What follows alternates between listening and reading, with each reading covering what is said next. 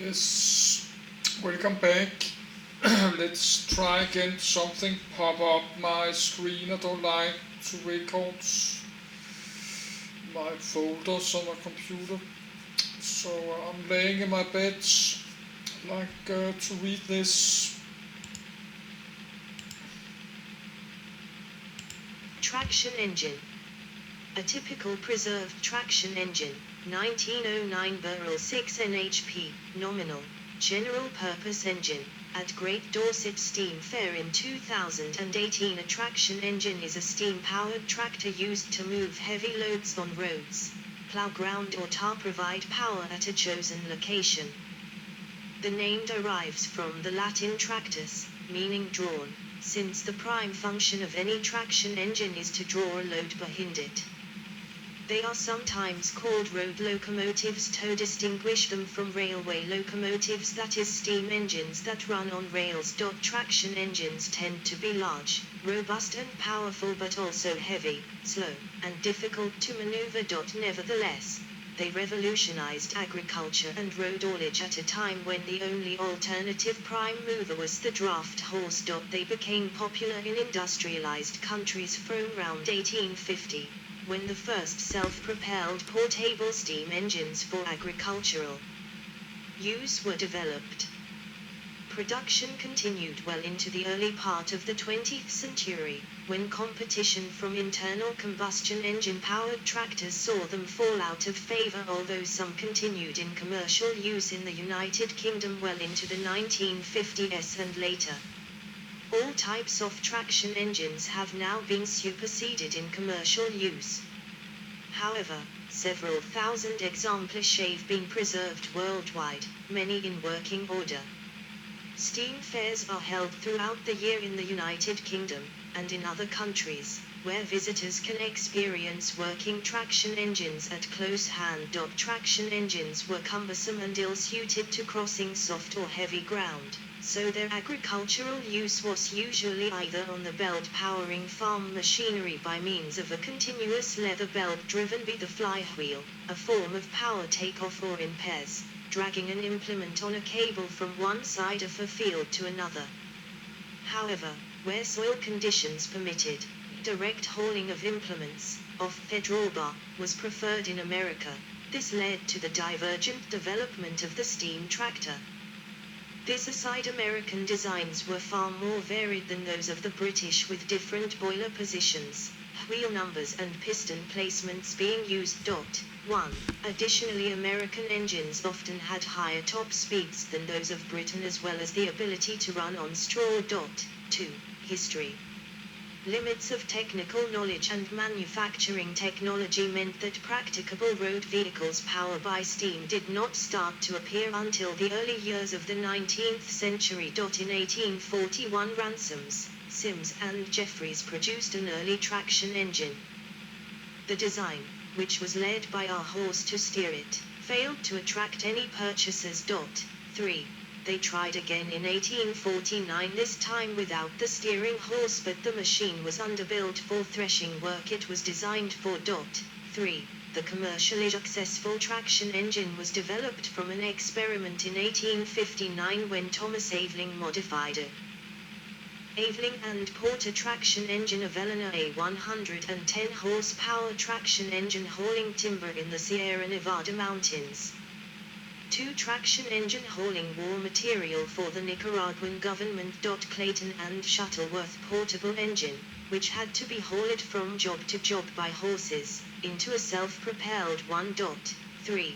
Thighs alteration was made by fitting a long driving chain between the crankshaft and the rear axle. Aveling is regarded as the father of traction engine. 4. Aveling's first engine still required a horse for steering. 5. Other influences were existing vehicles which were first to be referred to as traction engines, such as the Boydell engines manufactured by various companies and those developed for road haulage by Bray. The first half of the 1860s was a period of great experimentation, but by the end of the decade the standard form of the traction engine had evolved and would change little over the next 60 years. As part of these improvements, their steering was improved to no longer need a horse and the driver chain was replaced with gears. 5. In America, traction engines fitted with continuous tracks were being used from 1869. 1. Compound engine designs were introduced in 1881. 6. Until the quality of roads improved, there was little demand for faster vehicles, and engines were geared accordingly to cope with the use on rough roads and farm tracks. Right through to the first decades of the 20th century, manufacturers continued to seek a solution to realize the economic benefits of direct pool plowing and, particularly in North America, this led to the American development of the steam tractor. British companies such as Manns and Garrett developed potentially viable direct plowing engines. However, market conditions were against steam and they failed to gain widespread popularity. These market conditions arose in the wake of the First World War, when there was a glut of surplus equipment available as a result of British government policy. Large numbers of Fowler ploughing engines had been constructed in order to increase the land under tillage during the war, and many new light Fordson F tractors had been imported from 1917 onwards. Decline. Preserved Burrell Road locomotive pulling a water cart, near Jardrell Bank, Cheshire, England. Road steam disappeared through restrictions and charges that drove up their operating costs. Through 1921, steam tractors had demonstrated clear economic advantages over horsepower for heavy hauling and short journeys. However, petrol lorries were starting to show better efficiency and could be purchased cheaply. War surplus. On a busy route, a 3-ton petrol lorry could save about £100 per month compared to its steam equivalent, in spite of restrictive speed limits and relatively high fuel prices and maintenance costs. 7. Throughout the 1920s and 1930s there were tighter restrictions on road steam haulage, including speed, smoke and vapor limits. 8. And a wetted tax, where the tax due was proportional to the size of the wetted area of the boiler. This made steam engines less competitive against domestically produced internal combustion engine units, although imports were subject to taxes of up to 33%. As a result of the Salter Report on Road Funding, an axle weight tax was introduced in 1933 in order to charge commercial motor vehicles more for the costs of maintaining the road system and to do away with the perception that free use of roads was subsidizing the competitors of rail freight. The tax was payable by all road hauliers in proportion to the axle load and was particularly restrictive on steam propulsion, which was heavier than its petrol equivalent. 9. Initially, imported oil was taxed much more than British-produced coal, but in 1934 Oliver Stanley, the Minister for Transport, reduced taxes on fuel oils while raising the road fund charge on road locomotives to £100 per year, provoking protests by engine manufacturers, hauliers, showmen and the coal industry. This was at a time of high unemployment in the mining industry, when the steam haulage business represented a market of 950,000 tons of coal annually. The tax was devastating to the businesses of heavy hauliers and showmen and precipitated the scrapping of many engines. 10. The last new UK-built traction engines were constructed during the 1930s, although many continued in commercial use for many years while there remained experienced enginemen available to drive them. Preservation. Perhaps the first organization to take a general interest in traction engine preservation was the Road Locomotive Society, formed in 1937. 11. From the 1950s, the preservation movement started to build as enthusiasts realized that traction engines were in danger of dying out. Many of the remaining engines were bought by enthusiasts and restored to working order. Traction engine rallies began, initially as races between engine owners and their charges, later developing into the significant tourist attractions that take place in many locations each year. The Traction Engine Register records the details of traction engines, steam road rollers, steam wagons, steam fire engines and portable engines that are known to survive in the United Kingdom and Irish Republic. It recorded 2,851 self-moving engines and wagons, 687 portable engines, non-self-moving, 160 steam fire engines existing in 2016. A new edition of the register is planned in 2020. It was previously estimated in May 2011 by an unknown source that over 2,000 traction engines have been preserved. This figure may include engines preserved elsewhere in the world, particularly the US, Canada, Australia and New Zealand, but if so, is an underestimate. Comprehensive information on past UK manufacturers and the production is recorded by the Road Locomotive Society based in the UK. Operation Hornsby chain tractor, working scale model. Although the first traction engines employed a chain drive, it is more typical for large gears to be used to transfer the drive from the crankshaft to the rear axle. The machines typically have two large powered wheels at the back and two smaller wheels for steering at the front. However, some traction engines used a four-wheel drive variation, and some experimented with an early form of Caterpillar track. 12. Types and usage. Traction engines saw commercial use in a variety of roles between the mid-19th and mid-20th centuries. Each role required a machine with a different set of characteristics, and the traction engine evolved into a number of different types to suit these different roles. Agricultural, general purpose, engine. An agricultural engine, towing a living van and a water cart. Ransom Sims and Jeffries Limited 6 NHP Jubilee of 1908. General purpose engines were the most common form in the countryside. They were used for hauling and as a stationary power source. Even when farmers did not own such a machine, they would rely upon it from time to time. Many farms would use a draft horses throughout the year, but during the harvest threshing contractors would travel from farm to farm hauling the threshing machine, which would be set up in the field and powered from the engine. A good example of the movable stationary engine. US agricultural traction engine. Favorable soil conditions meant that US traction engines usually pulled their plows behind them, thereby eliminating the complexities of providing a cable drum and extra gearing, hence simplifying maintenance. American traction engines were manufactured in a variety of sizes, with the 6 NHP Russell being the smallest commercially made, and the large engines made by Russell, Case, and Reeves being the largest. Plowing engine. A John Fowler and Company plowing engine. The winding drum is mounted below the boiler. The drum on the side is actually a hose for filling the water tank. A lockable toolbox may be seen on the front axle. The spud tray would be mounted in the same way, behind the vehicle. A distinct form of traction engine, characterized by the provision of a large diameter winding drum driven by separate gearing from the steam engine. 13. Onto the drum a long length of wire rope was wound, which was used to haul an implement, such as a plow, across a field, while the engine remained on the headland. 13.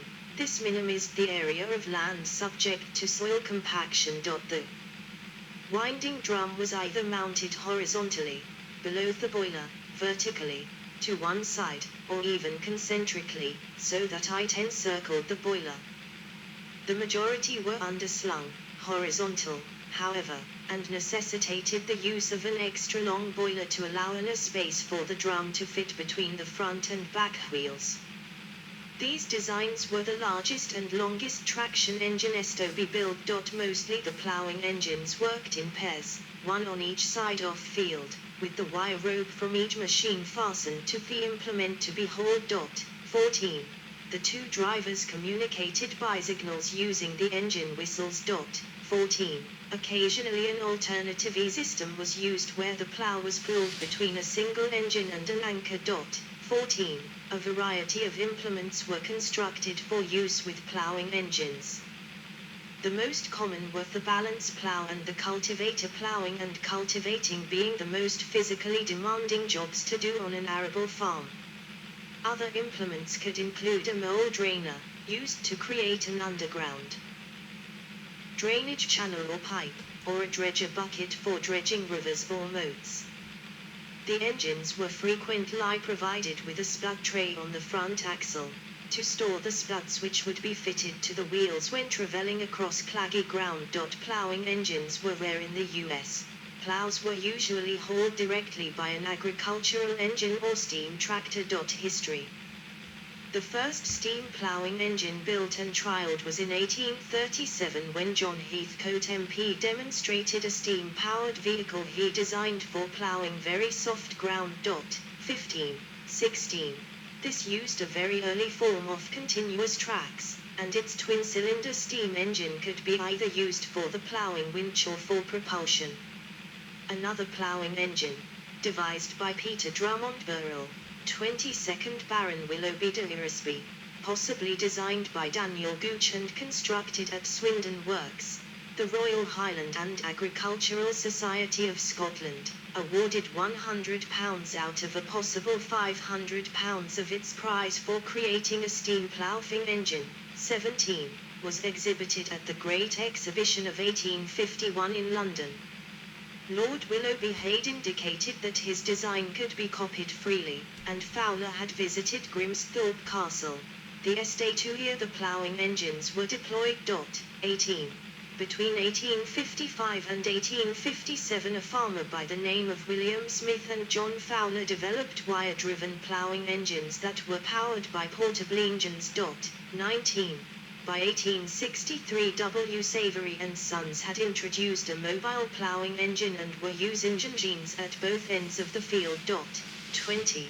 Their wire drum was vertical and was mounted around the boiler-off engine. 20. Production took place outside the UK with Kemner Bau of Germany producing ploughing engines. 21. Use of ploughing engines declined in the 1920s as internal combustion engine-powered tractors took over. 22. John Fowler and Company stopped producing of ploughing engines in 1935. 21. Low prices in the aftermath of World War II resulted meant a few farmers purchased them and continued to use them into the 1950s. 22. Steam tractor, U.S. In North America, the term steam tractor usually refers to a type of agricultural tractor powered by a steam engine, used extensively in the late 19th and early 20th centuries. Steam tractor, UK. The Diamond Queen engine at work in 2015 in Great Britain. The term steam tractor is more usually applied to the smallest models of traction engine, typically those weighing below 5 tons, for the engine to be single-manned. Up until 1923 anything above had to be manned by at least 2 people, a driver and steersman, used for hauling small loads on public roads. 23. In 1923 the weight limit was raised to 7.5 tons. 24. Although known as light steam tractors, these engines are generally just smaller versions of the road locomotive. They were popular in the timber trade in the UK. Although variations were also designed for general light road haulage and showman's use. The most popular of these designs was probably the Garrett 4CD, meaning 4 nominal horsepower compound. 25. Road locomotive. A showman's engine at the Great Dorset Steam Fair steam traction heavy haulage. Fowler's monarch of the road showman's engine designed for haulage of heavy loads on public highways. It was common for 2 or even 3 to be coupled together to allow heavier loads to be handled. The characteristic features of these engines are very large rear driving wheels fitted with solid rubber tires, 3-speed gearing. Most traction engine types have only 2 gears, rear suspension and belly tanks to provide a greater range between the stops needed to replenish water. All these features are to improve the ride and performance of the engine, which were used for journeys of hundreds of miles. Most road locomotives are fitted with a winch drum on the back axle. This can be used by removing the driving pins from the rear wheels, allowing the drivetrain to power through winch drum instead of the wheels. James Boydell worked